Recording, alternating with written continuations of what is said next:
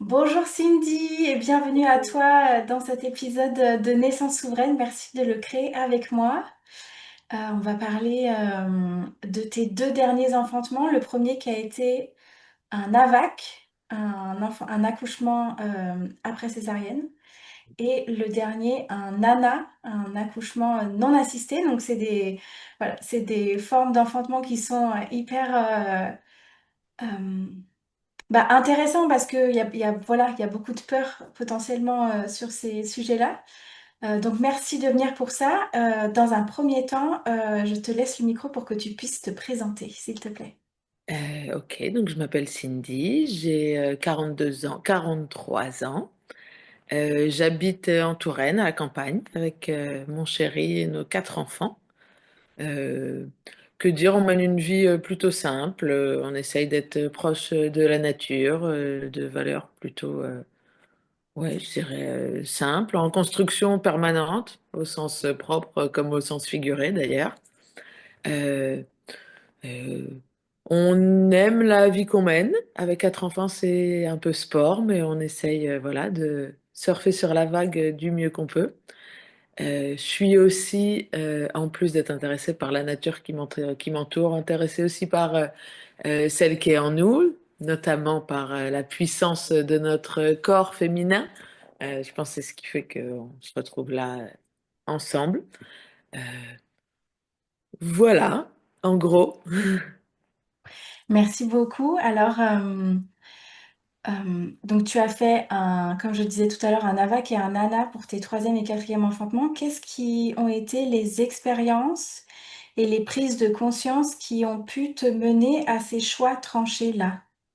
Euh, Alors, c'était pas si tranché. Bah, les expériences, c'est clairement les naissances de mes deux premiers enfants, hein, qui m'ont, on va dire, laissé un petit goût d'inachevé, pour pas être trop cruel envers les équipes médicales. Mais en fait, pour mon premier enfantement, donc c'était il y a maintenant plus de 10 ans, de mon fils Elliot, euh, j'ai fait tout le travail toute seule. C'était en structure, donc en salle nature, dans un grand lit avec mon compagnon. Enfin, ça partait pour vraiment un accouchement parfait.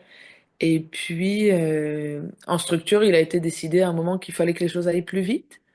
Et donc, qu'on me sorte de ce beau lit confortable et qu'on me mette une blouse et qu'on me mette dans une salle et qu'on me fasse une péridurale et qu'on me demande de pousser pendant 1 heure. Enfin, des choses qui n'étaient pas du tout prévues en plus, parce que c'était un accompagnement global.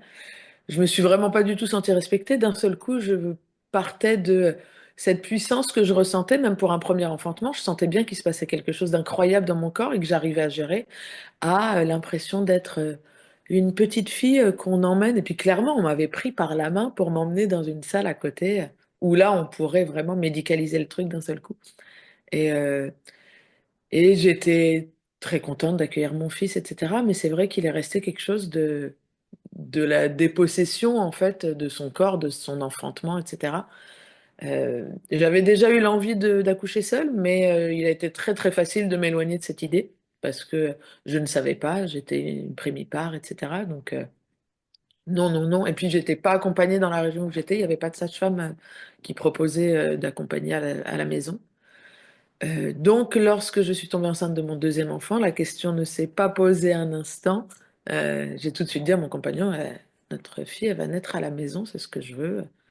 Et j'étais vraiment très très motivée parce que j'étais en région parisienne, je devais déménager 1 mois et demi avant mon accouchement, donc sans savoir où j'allais déménager en plus.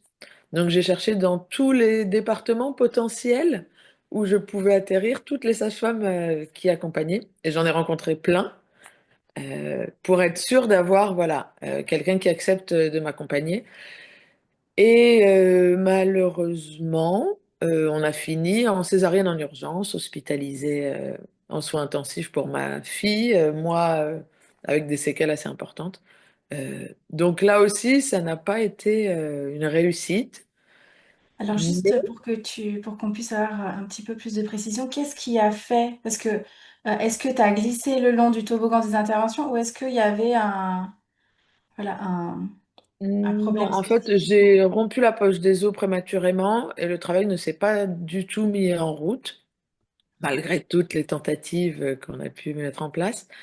Et en fait, j'étais suivie, hein, bien sûr. La sage-femme n'était pas à la maison, vu que le travail n'était pas lancé, mais elle m'a envoyé faire des prises de sang, on faisait des monitos 2 fois par jour, etc. Et en fait, le cœur de ma fille s'est accéléré, les marqueurs sur la prise de sang étaient mauvais, donc elle m'a dit non, hop, tu files à l'hôpital.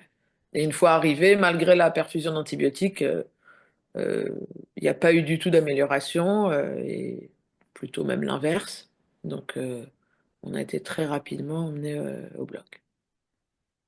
Et, euh, Et je pensais m'arrêter là en termes d'enfantement. Et puis ma troisième grossesse est arrivée. Et là, j'ai hésité les premières semaines. J'ai contacté la sage-femme qui m'avait accompagnée. Et je lui ai dit, voilà, je suis enceinte. Je sais pas, mais je te le dis. Et puis elle me dit, bah écoute, ok. Puis on a laissé comme ça reposer quelques semaines. Et puis en fait, une fois que j'ai su ce que je voulais, enfin, euh, je voulais plus de compromis en fait. Enfin, c'était comme ça. J'ai gardé ce projet à AD vraiment secret. Je me suis inscrite en maternité. Je ne leur ai pas dit, vu que je sortais d'une césarienne en urgence. Je connaissais les potentiels discours auxquels j'aurais droit. Et je l'ai pas dit à mes proches non plus, qui avaient aussi gardé un souvenir un peu amer du choix que j'avais fait. Et en fait, bah, c'était tellement évident pour moi que j'ai gardé ce petit truc secret. J'ai cultivé comme j'ai pu ma confiance, notre couple aussi. Ça a été voilà aussi un cheminement pour mon compagnon, hein. Mais, euh, mais voilà, c'est ça qui m'a clairement emmené à ce choix. Et voilà, quand je l'ai pris, la décision, elle était vraiment irrévocable pour moi. Je serais bien sûr allée en structure si ça avait été nécessaire, mais c'était tellement une volonté depuis toujours en fait, mais que j'avais jamais pu emmener jusqu'à sa réalisation que bon, voilà, pour moi ça paraissait évident que, euh, que c'était comme ça qu'il fallait que les choses se passent, quoi. Mm. À ce moment-là, tu as 40 ans et je le souligne Mm. parce que bah, tu passes du coup en grossesse, Gériatrique! voilà, n'est-ce pas? C'est ça? Donc ça, pour tout ce contexte-là, donc tu veux un enfantement par voie vaginale après césarienne à 40 ans. Quelle est la préparation que tu t'offres et avec quelle équipe? Aucune. Ok. Si, et puis je dis aucune. Mais j'ai pas fait de cours à la préparation. J'ai suivi pour, on va dire, me renforcer, enfin me rendre confiance en mon pouvoir de femme, parce que je passais quand même après quelque chose qui était relativement difficile. J'ai regardé une préparation virtuelle d'une sage-femme québécoise assez connue. Euh, et j'ai énormément échangé, bien sûr, avec la sage-femme qui m'accompagnait, hein, qui, elle, avait en plus 30 ans de structure derrière elle, de grosses structures, donc qui a des dossiers vraiment béton. Enfin, j'ai pas eu une préparation plus légère, on va dire, sous prétexte que c'était un accouchement à domicile, bien au contraire. Euh, pour qu'un accouchement à domicile soit validé par, je pense, la plupart des sages-femmes, hein, il faut vraiment que tous les voyants soient au vert. Donc, il a fallu bien vérifier ma cicatrice. Il a fallu que j'ai euh, un rendez-vous chez un cardiologue. C'est ce qu'elle demandait après 40 ans. Et bien sûr, enfin, le contrôle à chaque échographie, la cicatrice était vérifiée. À chaque examen, elle vérifiait que voilà, que tous les voyants restaient au vert. Euh, mais à part ça, une préparation pour l'accouchement à domicile, il n'y en a pas réellement eu. En fait, il y avait, oui, d'un point de vue logistique, il y avait une préparation. Voilà, on n'est pas à l'hôpital, donc il faut avoir du matériel chez soi, ce genre de choses. Mais on est plus. Alors, j'avais déjà des enfants. La préparation à l'accouchement, c'est aussi de la préparation à l'accueil d'un enfant. C'est pas seulement. Enfin, à part me dire, non, non, t'inquiète pas, tu n'auras pas besoin de pousser pendant 1 heure comme pour ton grand. Elle m'a pas vraiment. J'ai lu un petit peu, moi je me suis préparée, mais c'était vraiment un choix personnel, c'est pas quelque chose qu'elle m'a demandé de faire. J'ai lu parce que je voulais savoir comment j'allais vraiment gérer la douleur à la maison, avec les enfants, enfin. Mm. Mais j'ai pas eu le sentiment de devoir me préparer. Ça a été vraiment de plonger en moi, de déconstruire peut-être certaines peurs, les miennes, mais beaucoup ceux des autres quand même. Parce que même sans dire que j'accouchais à la maison, quand je disais que oui, j'avais pas du tout l'intention de prévoir une césarienne, ah oui, mais quand même, enfin voilà, il y a une peur bien connue hein, après un accouchement par césarienne. Ouais. Moi, je l'ai étudié, le risque de rupture utérine, je l'ai compris, et puis je l'ai remis à sa place en fait. Il y Est-ce que avait tu un peux nous risque, mais partager? il y Ouais. avait un risque comme celui que je prends tous les jours en faisant plein de choses. Enfin, c'est pas non plus. Je pense, après ça reste un avis, hein, je ne dénigrerai en rien. Je pense que le risque de rupture est plus important en structure que il est à la maison. Moi, l'avancée de mon travail a été totalement respectée. On m'a pas pressée, on m'a pas déclenché. J'ai accouché avec 4 ou 5 jours de retard sur mon terme. Donc voilà, en structure, j'aurais très bien pu être déclenchée. J'avais un gros bébé, ce qui a rajouté aussi, mais j'ai pas du tout, comment dire, il n'a pas mérité ce risque en fait de prendre toute la place dans mon esprit. J'ai choisi de faire confiance à mon corps, à mon utérus qui avait très bien cicatrisé, et puis voilà, à mon ressenti, à celui de ma sage-femme qui était une professionnelle quand même avertie. Et a priori, j'ai pas eu tort. Est-ce que tu peux nous partager un petit peu ta perception du coup du risque de rupture utérine? Parce que là, tu nous disais, bah, voilà, je l'ai embrassé et je l'ai remis à sa place. Qu'est-ce que tu en Ouais, as compris? Euh, bah clairement, enfin, je sais pas si c'est nécessaire de d'expliquer, mais voilà, l'utérus pour la césarienne a été incisé, donc et recousu enfin recousu, oui. Comme n'importe quelle incision, il y a toujours un risque que ça se réouvre. Il y a aussi un risque que ça craque entre guillemets autre part parce que bah voilà, l'utérus a été fragilisé. Euh, Moi, j'en ai parlé clairement avec ma sage-femme qui m'a dit que, enfin, un utérus, ça explose pas comme une bombe, en fait, une rupture utérine. Il y a des signes qu'une professionnelle de santé est tout à fait capable de voir et qui donnerait le temps à un transfert s'il y avait une rupture et à une prise en charge dans un service hospitalier si c'était nécessaire. Donc déjà, moi, je me suis dit, bon, même si je saigne, même si ça rompt, je vais pas me vider de mon sang dans la minute, quoi. Donc, je serai prise en charge. Et puis, euh, comment dire? Bah, moi, après, bah, c'est très personnel. Je suis quelqu'un d'hyper laxe. J'ai, voilà, les articulations, les muscles, les tendons, tout est très souple chez moi. Donc, bêtement, je me suis dit, bon, mon utérus, c'est un muscle. Lui aussi, il sera relax, quoi. Ça va être souple. J'ai eu des contractions toute ma grossesse. Euh, Il est habitué. Donc, j'ai vraiment fait confiance, en fait, à mon corps, quoi. Alors qu'en plus, moi, j'ai un corps un peu défaillant. Je suis pas en super santé. J'ai mal par-ci, par-là. Mais là, je savais que l'enfantement, enfin, puis, comment dire, c'est c'est son boulot. Il n'a pas 12 000 travail en utérus, c'est de porter des enfants, de réussir à les expulser en se contractant. Je lui ai pas demandé un truc, j'avais pas 4 enfants dans mon utérus ou vraiment. Non, j'ai eu une césarienne. Oui, il a fallu, mais je me suis déjà coupé le bras, j'utilise mes bras. Enfin, Ouais. j'ai trouvé ça assez simple en fait de me rassurer. J'y ai pensé, on m'a fait peur. Moi, toute seule, j'avais pas pensé plus que ça, je te cache pas. Mais voilà, de par mon inscription à la maternité, j'ai rencontré des sages-femmes avec qui on en avait parlé, hein. Elles avaient dû, bien sûr, me parler de ce risque. C'était important pour elles. Donc oui, je l'avais à l'esprit. Mais voilà, c'est venu, c'est reparti. Quand le travail s'est mis en route, j'y ai même plus repensé en fait. J'ai pensé à mon bébé. Cette idée, a priori, elle était traitée par mon cerveau et déjà archivée en fait. Voilà. J'adore. Merci pour ça. Est-ce que du coup, tu peux nous partager comment s'est passé cet enfantement-là? Euh, oui. Après, oui, oui, je peux. Ça reste un peu lointain, très très subjectif, hein, bien sûr, mais nous, ça a beaucoup traîné. Et puis moi, j'ai tendance pour tous mes enfantements à avoir, alors selon les termes qu'on utilise, un, un pré-travail très long. Ça dure des jours, des semaines parfois. Donc on était très très dans l'attente, dans l'impatience. Euh, Moi, j'ai commencé gentiment à avoir des petits signes que les choses se précisaient en me couchant le soir.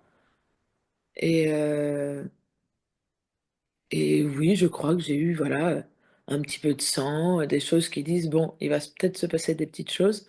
J'ai dû me lever, je crois, à 5-6 heures du matin parce que je tenais plus dans mon lit. Je sentais bien que, voilà. C'était même pas la douleur qui faisait que je me levais, c'est que je bouillonnais d'impatience, je le savais, c'était là, ça venait. Donc, je suis descendue. En descendant, tout le monde dormait encore, donc c'était plutôt calme. Donc, de me retrouver là toute seule, calme, les enfants dormaient, mon chéri dormait, les choses se sont mises en route. Je me suis installée, j'ai mis mes petites choses, mes ballons, mes suspensions, mon petit matelas par terre, mes alaises. Enfin, j'ai préparé mes petites choses. La piscine était là, vu qu'on était à J+4 ou 5. La piscine était déjà là, elle était gonflée, elle n'attendait que le fait d'être remplie. Et, euh, et en fait, pas de panique, pas de contrôle. J'ai pas encore laissé les choses aller parce que mes enfants étaient là. Donc, je crois que j'ai fait ça pendant 1 heure ou 2 tranquillement, à me préparer, à discuter un peu avec ma petite, qui était dans mon ventre, celle qui était dans mon ventre. Et puis, au bout d'1 heure ou 2, j'ai réveillé mon compagnon. Je lui ai dit d'appeler ses parents, qui étaient à 2 heures de route de chez nous quand même.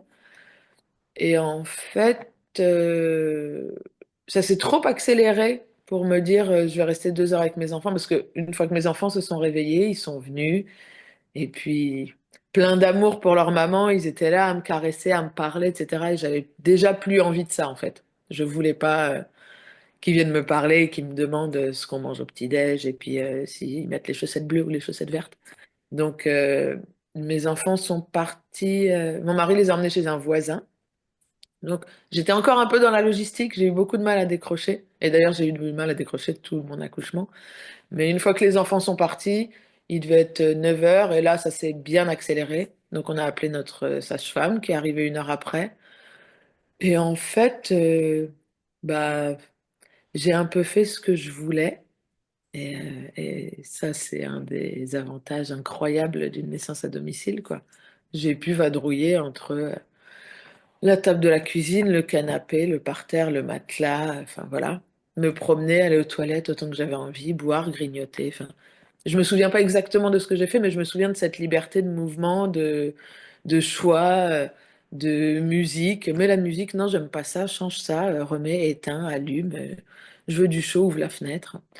Et puis, le délicat moment de l'entrée dans la piscine est arrivé. Puis ça, c'est la chose la plus merveilleuse qui soit quand on est en travail et que ça devient compliqué de gérer ses douleurs, de rentrer dans l'eau chaude. Et puis, euh, moi, j'avais ma piscine bah, qui était vraiment à l'endroit où je suis actuellement. Où j'étais en plein chantier, donc il n'y avait pas encore tout plein de choses, il y avait juste un salon vide. Mais ma piscine était là et j'ai devant moi une baie vitrée qui est assez grande. Et j'avais un immense saule pleureur et j'ai passé tout le temps dans la piscine où j'étais encore capable d'ouvrir les yeux. Sur la fin, on n'ouvre plus trop les yeux. À regarder ce saule dans le vent avec les branches. On était au mois de juillet avec les branches qui dansaient, c'était incroyable. J'ai regardé pendant des années ce saule avec beaucoup d'émotion parce qu'il m'a accompagné toute la naissance de ma fille. Et, euh, et voilà, ma sage-femme m'a examiné 2 fois. Une fois en arrivant pour voir où on en était. Et, euh, et une fois sur la fin où je lui ai dit j'en ai ras-le-bol, regarde où elle est. Et en fait, elle m'a examinée et en retirant ses doigts, ma poche a littéralement explosé et ma fille est descendue d'un coup. Mais vraiment d'un coup. Euh, j'ai senti le liquide et le bébé qui allait avec, quoi, comme un toboggan. Et, euh, et voilà, je crois avoir poussé 2 fois ma petite. dans l'eau, dans une position absolument abracadabrante que ma sage-femme, après 40 ans d'expérience, m'a dit, je n'ai jamais vu une femme accoucher comme ça. Euh, et, euh, et voilà, et ma fille était là avec nous et ça a été d'une simplicité dingue en fait. Enfin, euh, j'ai rien eu besoin de faire. Elle m'a dit, ça y est, j'arrive. Enfin voilà. Euh, j'ai toujours à l'esprit l'heure terriblement longue de pousser pour mon premier. Et là, en fait, je lui ai, je ne lui ai même pas proposé de la pousser. À la fin, j'ai accompagné, en fait, parce que bah, ça fait du bien. Quand on sent que son bébé sort de son corps, c'est soulageant, en fait, de pousser. Mais j'ai rien eu besoin de forcer, de... Elle est venue au moment où elle avait envie de venir. Splouf, elle a glissé comme ça avec tout son liquide. Enfin, j'ai vraiment eu cette impression de toboggan dans les parcs aquatiques où vraiment il y a beaucoup d'eau qui sort et on est obligé d'être entraîné, quoi. Ben voilà, elle a été entraînée dans ce tunnel par tout le liquide qui sortait. Ça a été très très surprenant. Je m'y attendais pas en fait. Je perdais patience, c'était compliqué. Et, euh, et quand elle m'a examiné, elle m'a fait, écoute, enfin, ça va arriver. Mais je pense que même elle ne pensait pas que ça arrivait vraiment, quoi. Et la poche était en fait, je pense, bombée avec le poids de l'eau et du bébé. Et quand la poche a rompu, c'est bon, le chemin était là, elle s'est engagée, elle est sortie directement. C'était assez incroyable. Mm. Alors, ce que j'entends, c'est qu'il y a eu la piscine, l'eau chaude pour que tu puisses naviguer les sensations de l'enfantement avec plus de légèreté. Est-ce qu'il y a eu d'autres outils, d'autres éléments qui t'ont soutenu dans voilà, dans se laisser Euh, traverser par cette douleur? j'ai beaucoup accepté, j'ai pas lutté, j'ai pas essayé de fuir ma douleur ou quelque chose comme ça. Enfin, il y a eu certaines contractions où, bah moi, j'ai fait du bruit, j'ai accepté aussi de faire du bruit. Euh, En structure, je pense que j'aurais été beaucoup moins à l'aise. Euh, donc, on a chanté, on a grogné, il y en a certaines contractions où j'ai couiné, où là, ma sage-femme venait, t'es trop aigu, tu vas voir. Essaye de redescendre, ça va aller. Et effectivement, quand on grogne plutôt qu'on couine, c'est plus facile. Mais j'ai bien compris que moi, j'ai un rapport à la douleur qui est assez particulier dans la vie. Mais là, j'ai bien compris que la douleur, en fait, c'était pas mon ennemi, que, enfin voilà, qu'elle avait du sens, que j'avais mal parce que mon utérus se contractait, parce qu'il poussait mon bébé pour qu'il arrive et pour qu'on se rencontre. Enfin, j'étais vraiment concentrée sur mon bébé et puis effectivement sur ma respiration, sur mon bassin, mais sur la fin, on se concentre plus sur tout ça, hein. Le travail en lui-même, là, je crâne un peu. Le travail en lui-même, oui, on respire, on se concentre. Chaque contraction me rapproche de mon bébé. C'est vrai, tout ça, ça aide. Euh, sur, on va dire, la dernière demi-heure, c'est un peu chaotique, bien sûr, hein. C'est tellement, tellement puissant que... Mais j'ai pas eu l'impression de me noyer dans les vagues, de me noyer dans la souffrance. C'était vraiment une douleur, une puissance. C'est plus de la puissance, en fait, si on l'accepte, que de la douleur. Au début, je dansais là-dessus. Concrètement aussi, moi, ce qui m'a aidé sur cet enfantement-là, c'était les pressions sur mon sacrum. Donc, pendant un bon moment, je, dès qu'il y en a une qui venait et qu'elle était forte, s'il y avait quelqu'un à côté de moi, bah, appuie. Il fallait appuyer. Et s'il y avait personne, ça m'est arrivé, je me rappelle, ils étaient dans la cuisine là-bas parce que bah, ce qui est bien, c'est qu'on a le droit d'être un petit peu vilaine quand on accouche. Donc, je veux pas que vous soyez là, allez-vous-en. C'était tout à fait compris. Si, si, je veux que vous soyez là, revenez. Enfin, voilà. Donc, quand ils étaient loin, je les appelais, il faut venir m'appuyer là. Et ça me faisait beaucoup de bien qu'on m'appuie sur le bassin, enfin, à l'arrière du bassin.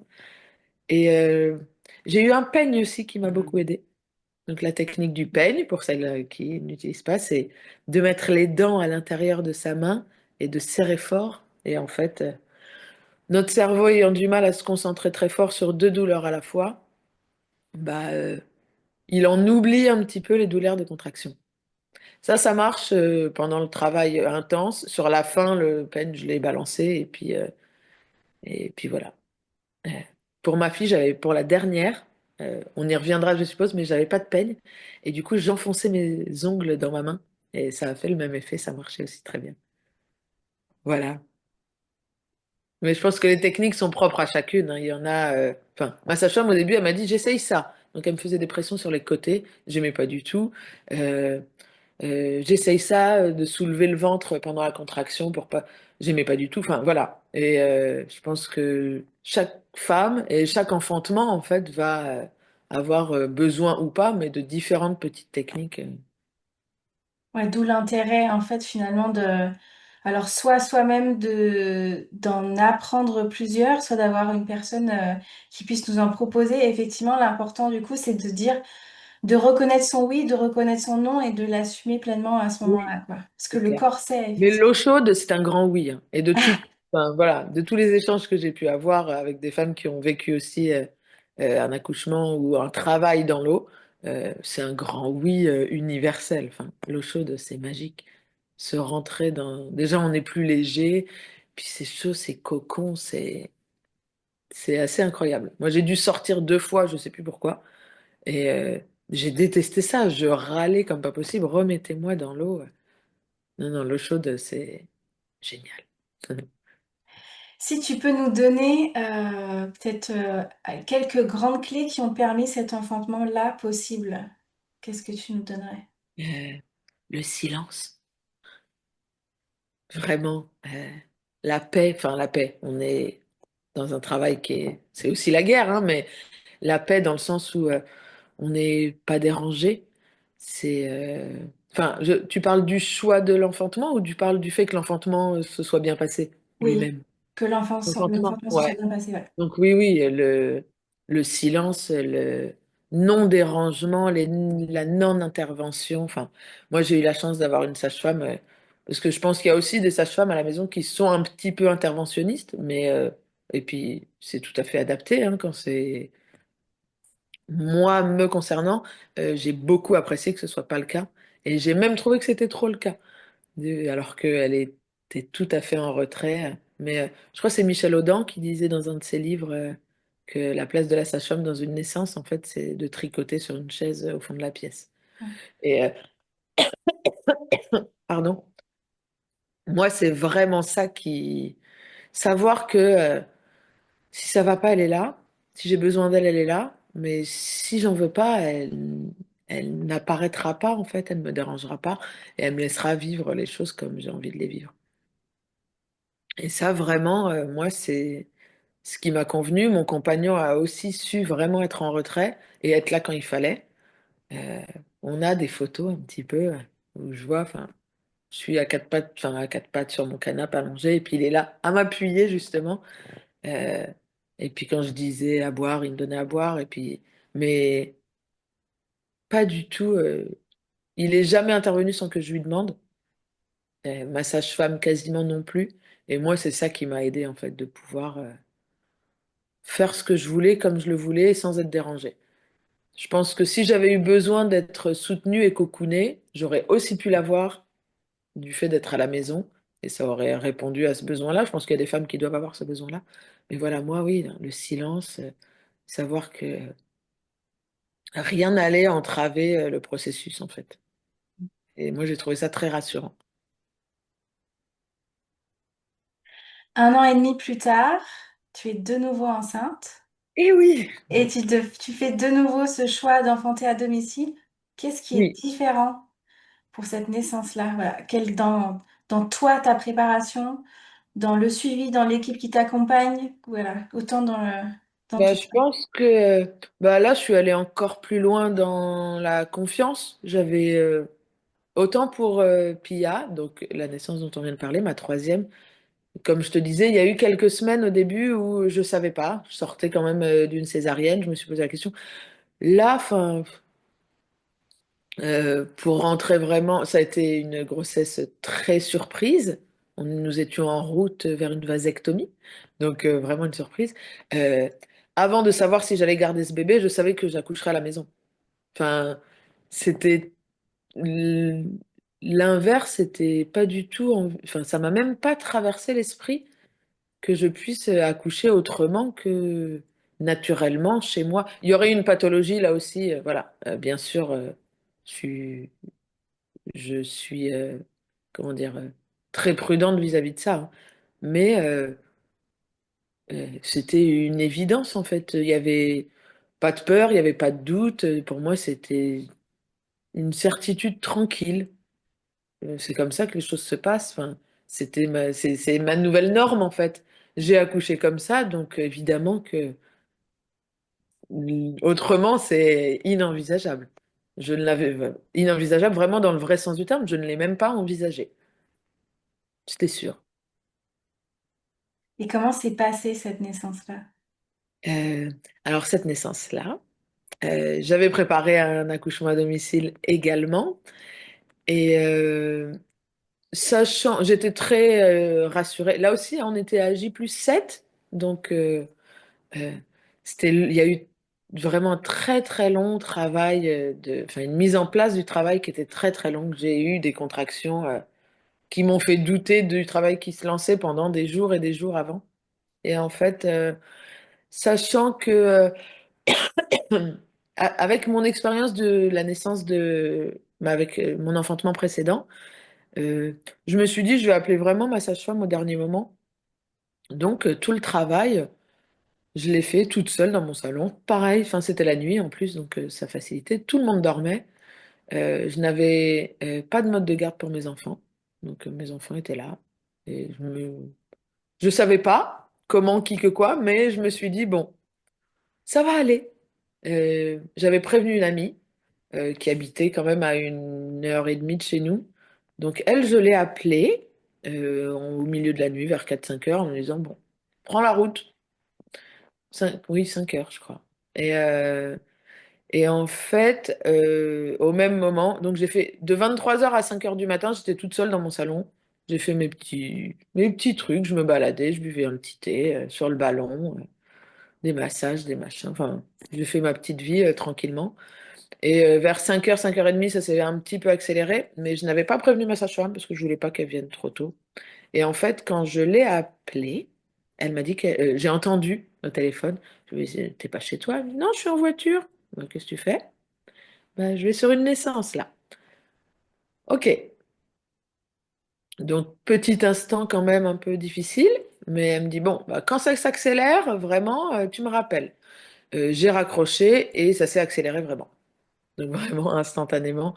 Donc, je l'ai rappelé au bout d'un quart d'heure, 20 minutes en lui disant, bon, c'est bon là. Vraiment là, ça va.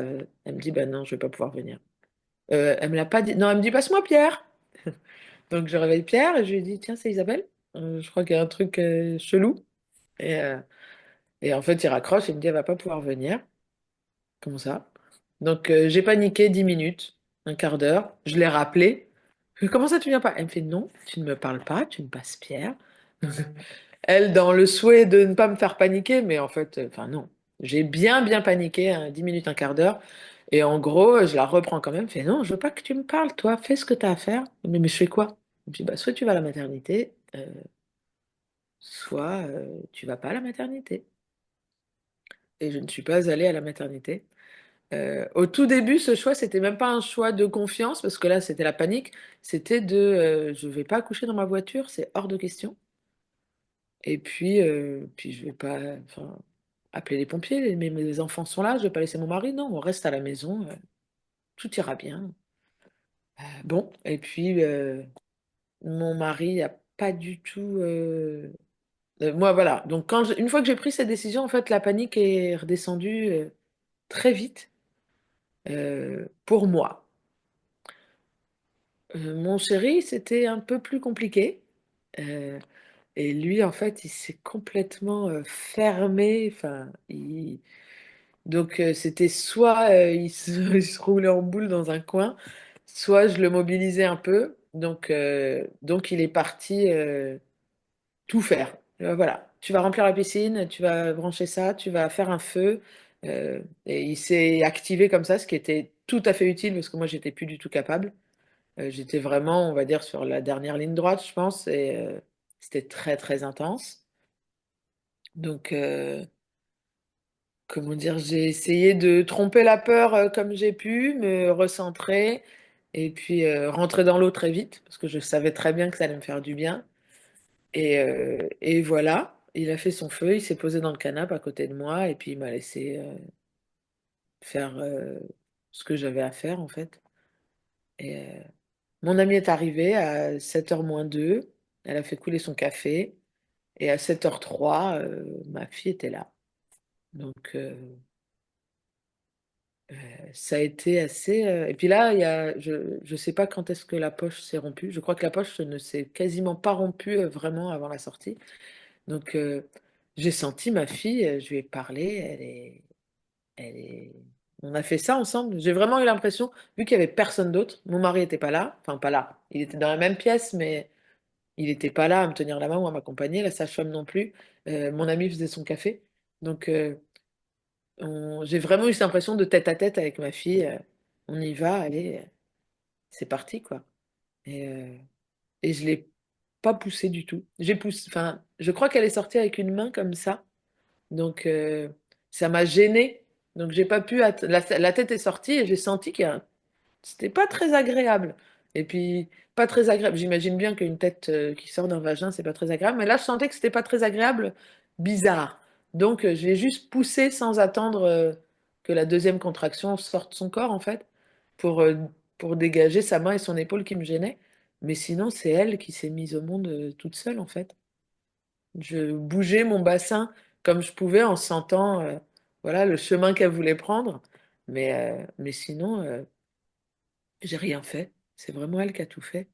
Elle s'est mise au monde comme une grande. Voilà. Qu'est-ce qui a tu nous as énoncé, cette peur tout à l'heure. Qu'est-ce qui t'a permis de la traverser? J'ai pas le choix. Ouais. Je veux mettre au monde ce bébé. Il veut se mettre au monde maintenant. On l'a attendu. Elle est là. Il faut le faire. Donc, j'avais peur d'être seule. Enfin, seule. De pas être accompagnée. Mais, euh, mais en fait, elle m'a rappelé après, parce que sur le coup, je m'en suis pas souvenu, mais ma sage-femme, quand on a débriefé après, elle m'a dit, est-ce que tu te rappelles que tu me l'as dit dans nos rendez-vous prénataux, que t'aimerais bien un nana? Je me souviens pas. Et elle me dit, oui, tu m'avais dit, que tu voudrais que je sois là, mais que je sois pas là. C'était vraiment, et puis après, je m'en suis souvenu, je lui avais dit que j'aurais voulu qu'elle soit dehors dans sa voiture, au cas où, mais qu'en fait, je la vois jamais. Et bah, j'ai eu mon nana, elle n'était pas dehors dans la voiture, mais tout s'est bien passé. Et, euh, et ouais, les choses arrivent pas par hasard. Et c'est vrai que ça a été une espèce enfin, de consécration du corps de la femme et de la puissance voilà, de notre corps féminin, de notre enfant à naître aussi, parce que vraiment, c'est elle qui a fait tout le boulot au final. Mais, euh, mais oui, pour une dernière naissance, enfin, c'était parfait. Est-ce que tu vois, dans cette peur et dans cette décision en fait de pas lâcher ton fil conducteur, est-ce que tu vois la transmutation de cette peur d'enfanter toute seule en fait? Je pense que je l'avais pas en fait cette peur. Ça a vraiment été réactionnel au fait qu'elle me dise je vais pas venir. C'était plus un instant de panique Mm. et où vraiment ben non non non non je veux pas, c'est pas possible, je peux pas être toute seule. Et puis comme j'avais beaucoup attendu, j'étais déjà dans un travail très intense, donc je pense déjà chargée d'adrénaline un petit peu et ou pas encore et chargée par le fait qu'elle vienne et du coup l'adrénaline n'avait pas sa place. Je sais pas, il y avait vraiment un truc très réactionnel. Mais en y repensant, je me suis rendu compte que cette peur, je l'avais pas. Et c'est pour ça que ça a duré, cet instant de panique n'a pas duré longtemps au final. Mm. Et que une fois que je me suis dit non, c'est bon, je vais accoucher toute seule chez moi, bah, c'était bon. Enfin, j'ai plus du tout eu de moment de panique. Quand je l'ai senti venir même. Il y a cette décharge d'excitation et d'adrénaline quand tu sens ton bébé vraiment s'engager vers la sortie. Et, même là, j'ai pas eu peur. J'ai pas eu, enfin, tu vois, cette, cette peur de mourir là qu'on peut avoir un petit peu avant la fin. Pour Pia, pour ma troisième, j'ai eu cet instant à me dire, punaise, je vais pas y arriver, ça va pas aller. Et là, en fait, même pas. Étonnamment, euh, j'ai été euh, traversée et vraiment embarquée par la puissance de ce qui m'arrivait. Enfin, un espèce de tournis de mon Dieu, enfin, de sentir ce corps. Enfin, c'était vraiment physique, quoi. Mais ce moment de grosse frayeur qu'on peut avoir vraiment avant que bébé sorte, là, je l'ai pas eu. J'ai donné ma confiance à mon bébé. Enfin, c'était vraiment elle qui gérait ce qui se passait et puis je l'accompagnais. Donc en fait, j'ai non, j'ai plus eu peur. J'ai paniqué, mais la peur, je pense qu'elle était déjà pas là parce que je savais que j'en étais capable, que mon corps était capable, que mon bébé aussi. Donc non, c'était trop bien. Qu'est-ce que, qu'est-ce qui a changé en toi entre entre les deux premiers enfantements et les deux derniers?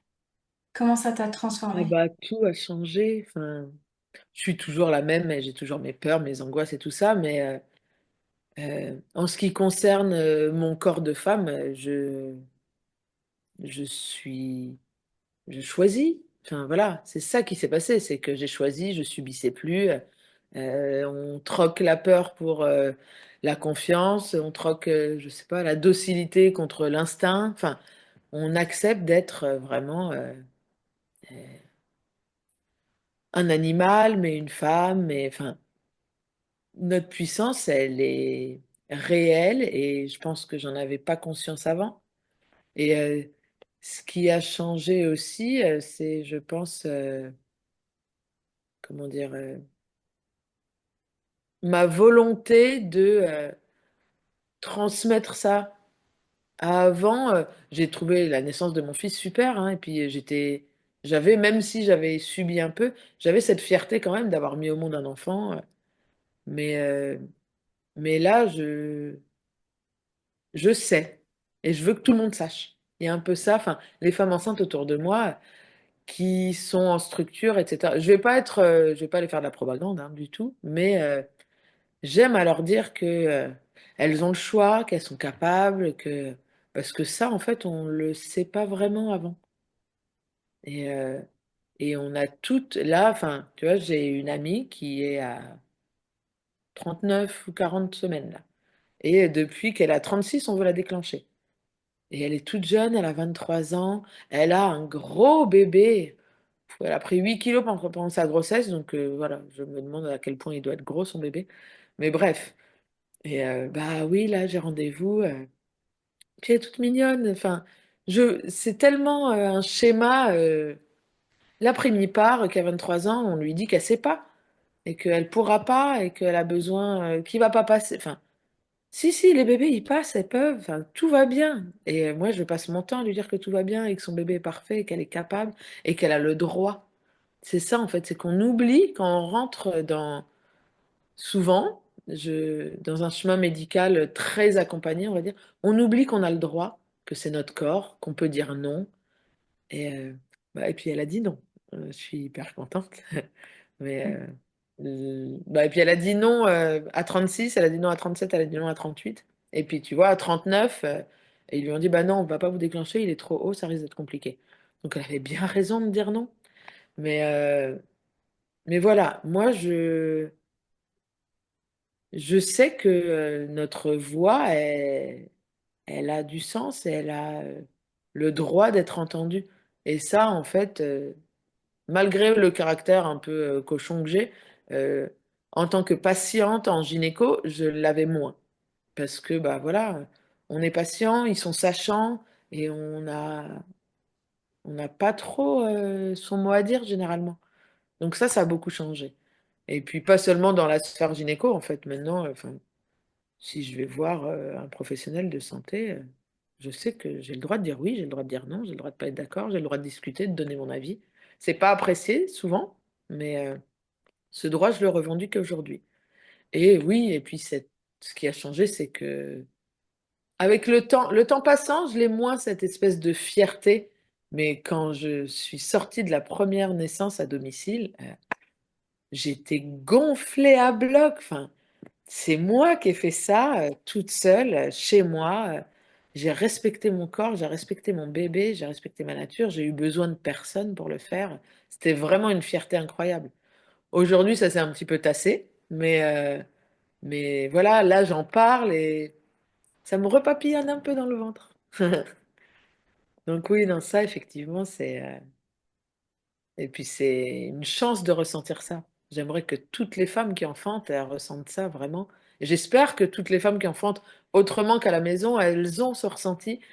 Mais je sais que c'est moins le cas. Pour avoir fait les deux, je sais que c'est moins le cas. Et aux parents qui ont ce rêve aussi de donner naissance à domicile, qu'est-ce que tu as envie de dire? Mais allez-y, écoutez votre cœur, faites-vous confiance. Il faut apprendre, il faut se questionner, évidemment, hein. Il faut s'informer. On croit que c'est pas un truc de hippie d'accoucher à la maison, en fait. C'est complètement, c'est ni un truc de hippie, ni un truc de rebelle. C'est juste un retour au bon sens. Et à partir du moment où on est préparé, où on est informé, enfin, c'est pas un fantasme accoucher chez soi. C'est vraiment pas un fantasme. Et il y a plein de pays où c'est la normalité, hein. Chez nous, c'est pas le cas, mais oui, c'est un retour au bon sens, c'est la normalité, c'est c'est pas euh, c'est pas foufou, c'est pas rebelle, c'est pas exceptionnel, c'est juste s'écouter, se questionner, et puis lâcher prise, et puis tout se passera bien. Et puis c'est un cadeau immense, c'est un cadeau pour soi, pour son couple, pour son enfant, pour les frères et sœurs qui sont là lorsqu'ils sont là, enfin, c'est c'est une chance de vivre ça et c'est dommage de pas se l'accorder parce que on a le droit hein, d'avoir peur et de pas vouloir, mais, euh, mais quand c'est parce qu'on nous a mis des idées dans la tête, il faut réussir à s'en libérer et puis voir si c'est quelque chose euh, dont on est capable, voilà, dont on se sent capable de faire. Parce que tout le monde est capable, il faut juste se sentir capable. Mais allez-y, n'hésitez pas. C'est c'est tellement empuissant pour voilà, franciser un terme américain, mais on mérite toutes, en tout cas en tant que maman, on mérite toutes de vivre une naissance respectée, à domicile ou pas à domicile, mais une naissance respectée où on a notre place, où on nous donne notre place, où on nous permet de la prendre autant qu'on a envie. N'hésitez pas. Merci infiniment, Cindy, pour Ouais. tes mots. Merci à toi. Une joie de pouvoir reparler de cette expérience. Avec grande joie, merci voilà, pour tout ton partage, pour toute la perception et le ressenti voilà, que tu nous as partagé. C'est hyper riche. Ben voilà, merci encore et à bientôt à tous ceux et celles qui nous écoutent. À bientôt dans un prochain épisode de Naissance souveraine. Merci Audrey.